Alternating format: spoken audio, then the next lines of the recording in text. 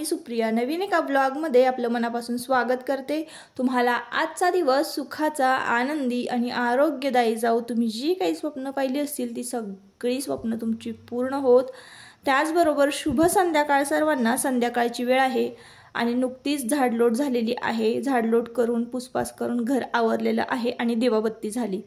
दिवाबत्ती झाली की लगेचच मी किचनमध्ये येते आणि स्वयंपाकाची तयारी करते। तर आजच्या व्हिडिओमध्ये ना मी तुम्हाला झटपट असे 3 पदार्थांची रेसिपी जी आहे तुमच्याबरोबर शेअर करणार आहे। ते 3 पदार्थ मिळून एक मस्तपैकी अशी थाळी तयार होते।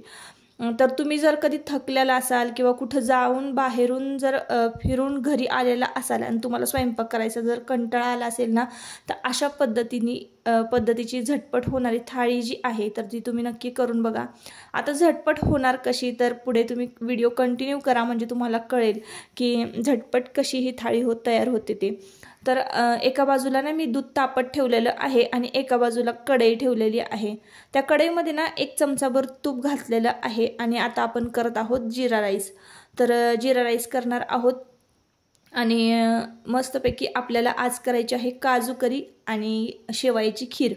तर असा आजचा बेत आहे आणि चपात्या नंतर लाटून घ्यायच्या आहेत। तर हा सगळा स्वयंपाक ना अगदी 20 ते 25 मिनिटातच होणारा आहे। तर त्यामुळे ना म्हटलं चला झटपट ह्या 3 रेसिपी ज्या आहे ना त्या आपण तुमच्याबरोबर शेअर करूयात। तर तांदूळ एका बाजूला बघा धुवून घेतलेले आहेत। तांदूळ निवडून धुवून घेतलेले आहेत। थोडीफार भांडी जी आहेत ना ती घासायची राहिलेली आहेत। मागचा ब्लॉग जर तुम्ही पाहिला असाल तर तुम्हाला माहिती आहे मी मार्केटमध्ये गेले होते। तर त्याच दिवशीचा हा ब्लॉग आहे, गुरुवारचाच हा ब्लॉग आहे। मी जरा उशिरा अपलोड केला आणि शुक्रवार शनिवार रविवार ताईंनो मी व्हिडिओज शूट केलेला नाही आहे, तब्येत बरी नसल्यामुळं। थोडंसं आवाजावरनं पण तुम्हाला कळत असेल। तर त्यामुळं आता सोमवारचा जो ब्लॉग आहे ना तो तुमच्याबरोबर मी अगदी फ्रेश असा शेअर करणार आहे। सोमवारपासून मी शूटिंगला सुरुवात करणार आहे। तर हा जुना ब्लॉग आहे आणि चला मग म्हटलं तुमच्याबरोबर शेअर करूया। तर इथे ना मी काजू भिजत घातलेले आहे। 20 मिनिटापूर्वी काजू भिजत घातलेले आहे कोमट पाण्यामध्ये। आत्ता मी सगळे खडे मसाले काढून घेतलेले आहेत माझ्या हातावर आणि त्यानंतर जिरं घ्यायचं आहे। थोडंसं जिरं बघा अशा पद्धतीने ना पोळपाटावर छान वाटून घ्यायचं। असं थोडंसं हलक्या हातानं वाटलं ना जिरं की त्याचा फ्लेवर भातामध्ये एकदम भारी लागतो। तर आता इकडं मी तुम्हाला ना जवळून दाखवते। तर हे माझं जे रेसिपीचं स्टँड आहे, मोबाईल स्टँड, तर मी इथं लावते कट्ट्यावर। तर चला आता मी तुम्हाला दाखवते। बघा तूप थोडंसं तापलं आहे, त्यामध्ये खडे मसाले घातले, लगेचच जिरं घातलं आणि लगेचच मी तांदूळ जे धुवून घेतलेले होते ते याच्यामध्ये घातलेले आहे। आता तुम्ही वेगळा कुठला तांदूळ जर तुम्ही वापरत असाल, बासमती वगैरे वापरला ना तर छान सुट्टा होईल। तर आम्ही ना इंद्रायणी तांदूळ वापरतो, त्याने सुद्धा भात छान सुट्टा होतो।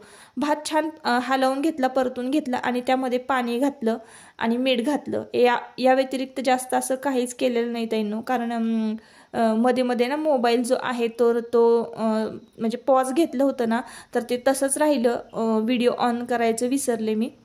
असो, एका बाजूला दूध तापलेलं आहे आणि यामध्ये ना शेवया ज्या असतात ना आपल्या रेडीमेड मार्केटमध्ये मिळतात बघा खिरीच्या शेवया, तर त्या घातलेल्या आहेत आणि 1 वाटी साखर घातलेली आहे दुधामध्ये।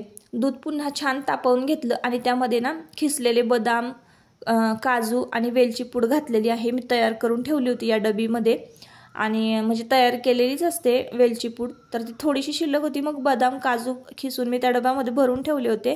तर ठरवलं होतं आज खीर करायची, तर म्हटलं चला ही पूड जी आहे ती उपयोगात येईल।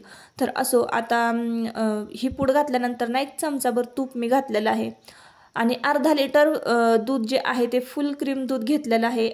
तर एकदम मस्त छान घट्ट होते, शिरखुरम्यासारखी खीर होते।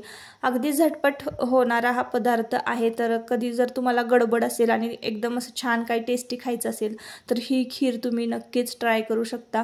आता लगेचच खीर उकळली, थोडीशी आटवलेली आहे, उकळली आणि एका बाजूला ठेवून दिली। खीरीतली जी शेवई आहे ती छान मस्तपैकी शिजलेली आहे। आता आपण करूया काजू करी। तर बघा इथं सुहानाचं मी तुम्हाला दिसत असेल काजू करी मसाला घेतलेला आहे। तर 1 कप दूध मी बाजूला काढून घेतलं होतं दूध तापवताना खिरीसाठी। तर त्याच दुधामध्ये ना काजू करी मसाला जो आहे सुहानाचा तो मिक्स केलेला आहे त्या दुधामध्ये। छान पेस्ट त्याची तयार करून बाजूला ठेवून दिली। इथं कढईमध्ये 2 चमचे तेल घेतलं आणि 1 मोठा टोमॅटो आहे ना त्याची प्युरी करून घेतलेली होती। तेल तापलं की त्या टोमॅटोची प्युरी ना आपल्याला छान तेलामध्ये भाजायची। तेल सुटेपर्यंत आपल्याला ते तेलामध्ये छान भाजून घ्यायची आहे. आणि मग त्यानंतर आपल्याला ती प्युरी जी आहे आपण दुधामध्ये मिक्स केलेली आहे, काजू करी मसाला दुधामध्ये मिक्स केलेला आहे, तर तो या प्युरीमध्ये आपल्याला मिक्स करायचा आहे. तुम्हाला हवा असेल तर तुम्ही थोडंसं लाल तिखट घालू शकता. तर आता इथं सुद्धा माझ्याकडनं व्हिडिओ जो आहे तर तो बंदच राहिला, ऑन करायचाच विसरले मी. मध्ये मध्ये आपण पॉज घेतो, इतर दुसरं काही काम करत असलं शूटिंग करताना की आपण पॉज करतो व्हिडिओ आणि मग ते पुन्हा चालू करायचं विसरूनच जातं. पण जास्त मी काही केलंच नव्हतं. तर परत एखाद्या दिवशी मग व्यवस्थित अशी मी रेसिपी तुम्हाला परत पुन्हा एकदा शूट करून दाखवेन. तर जास्त काही केलंच नव्हतं मी.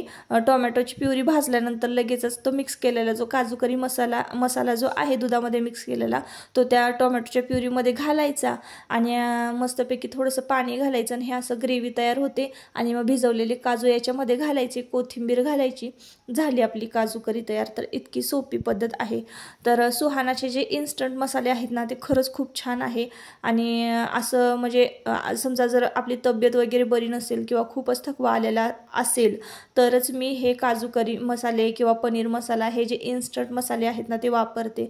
जास्त करून नाही वापरत. कधीतरी कंटाळा आला स्वयंपाकाचा तर ऑप्शन म्हणून खरंच बेस्ट असा उपाय आहे हा. तर तुम्ही काजू करी मसाला बघू शकता, इतका छान टेस्टी पण झाला होता, घरातल्यांचं पोटभर जेवणसुद्धा होतं आणि आपल्याला जास्त काही वाटघाट सोलसाल असं पण करावं लागत नाही. नाही तर मग भाजी निवडा, लसूण सोला आणि मग स्वयंपाकाला इथपासून सुरुवात असते. कधी कधी आपला मूड नसतो स्वयंपाक करण्याचा ना, तर खूप बेस्ट ऑप्शन आहे. सुहानाचे जे मसाले आहेत ना ते मला खरंच आवडतात पर्सनली. तर असो, आता इकडे तुम्हाला भात दाखवला मी, भातसुद्धा बघितलं तुम्ही, इंद्रायणी भात होता तरीसुद्धा किती छान सुट्टा झालेला होता. तर तो भात ना थोडंसं तूप घातलं ना, मग कुठलाही तांदूळ असू द्या छान सुट्टा असा भात होतो. तर जिरा राईससुद्धा मस्त झाला होता, खीर पण छान झाली होती आणि चपात्या एक 4-5 चपात्या ज्या आहेत ना ते मी पटपट लाटून घेतल्या. तर अशा पद्धतीनं आजचा ना झटकीपट स्वयंपाक झालेला आहे आणि अगदीच मी तुमच्याबरोबर रेसिपी 3 ते 4 मिनटामध्ये मी रेसिपी ज्या आहेत त्या तुमच्याबरोबर शेअर केलेल्या आहे संपूर्ण थाळीच्या. आता ना जेवणं वगैरे झाली, आजची थाळी खूप मस्त होती आणि मग त्यानंतर लगेचच भांडी घासायला घेतली. कितीही तब्येत बरी नसली किंवा काही जरी असलं ना तरी भांडी खरकटी ठेवून ना अजिबात झोपावंसं वाटत नाही. अगदीच खरंच खूपच म्हणजे आता उभंच राहता येत नाही. इतकं जर डोकं दुखत असेल तरच मग मी भांडी वगैरे जी आहेत ना ती खरकटी ठेवते, नाहीतर मग अजिबात नाही असं खरकटं ठेवत. बऱ्यापैकी जर मला उभं राहता येत असेल, थोडंसं जे आपलं दुखणं आहे ते सहन करता येत असेल ना तरच मी पुढची कामं करते. तर थोडंसं अगदी असं खाली बघितलं ना की डोकं दुखत होतं. जरा वातावरण पण इकडचं बदललेलं आहे, तर असा मायनसमध्ये AC चालू असल्यासारखं गार वारं सुटलेलं आहे आमच्या बाजूला. आणि पावसाळ्यामध्ये हिवाळ्यामध्ये ना अशीच थंडी असते इकडं. आजूबाजूला हिरवगार आणि थंडी असाच इकडचा आमच्याकडचा भाग आहे. तर मागच्या व्हिडिओमध्ये ना संपूर्ण मार्केट मी तुम्हाला फिरवून दाखवलं आणि बुगडीचे पण बऱ्याच जणांनी डिझाईन बघितलेले आहे, प्राईस पण विचारली. तर मी जी चांदीची बुगडी घेतलेली आहे ना तर ती 250 रुपयाला मला बसलेली आहे आणि अशी काळी वगैरे पडत नाही बरं का. चांदीची आपण घालतो ना तर वर्षानुवर्ष म्हणजे अशी पांढरी छान दिसते, काळी नाही पडत. मी जिथून घेते ना तिथली चांदी जी आहे ती अगदी चोख आहे, कारण मी 2 ते 3 वेळांना डिझाईन ज्या आहेत बुगडीच्या त्या चेंज केलेल्या आहेत. तर थोड्या दिवस वापरली ना की अशी ती तारेची बुगडी असल्यामुळे वाकते आणि मग लगेचच अशी म्हणजे बँड होते अशी आणि मग लगेच चेंज करावी लागते. तर असं आहे ते. तर आता थोडंसं होल जे आहे बुगडीचं कानातलं ते जरा मोठं करून स्क्रूची बुगडी घालणार आहे, म्हणजे ती कायमस्वरूपी टिकेल.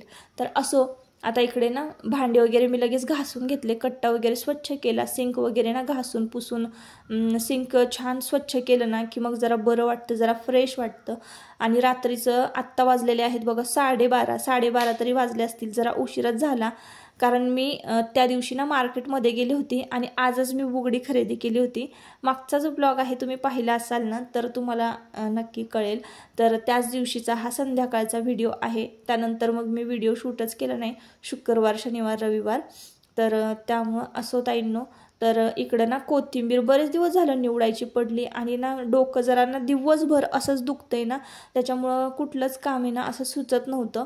तर मग म्हटलं चला काहीही झालं तरी ही कोथिंबीर जी आहे ती नीट करायलाच पाहिजे, कारण एकदा राहिली ना ती की मग सडून जाणार आणि मग वायाला जाणार पैसे पण.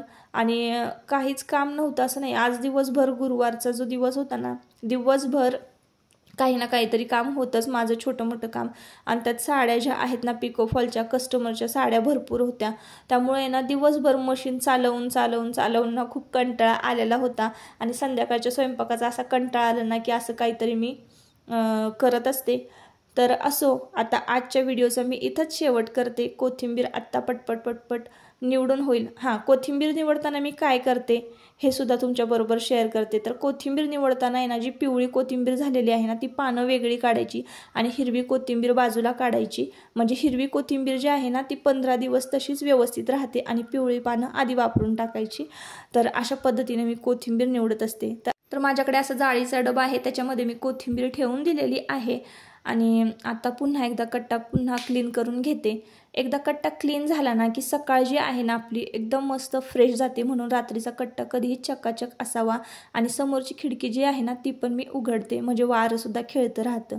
तर असो, आजचा ब्लॉगची शेवट मी इथंच करते. परत आपण पुन्हा भेटूया नवीन एका ब्लॉगमध्ये. स्वतःची काळजी घ्या आणि मजेत राहा. व्हिडिओ जर आवडला असेल तर नक्की आपल्या चॅनलला सबस्क्राईब करा आणि व्हिडिओला एक लाईक करा. Bye bye.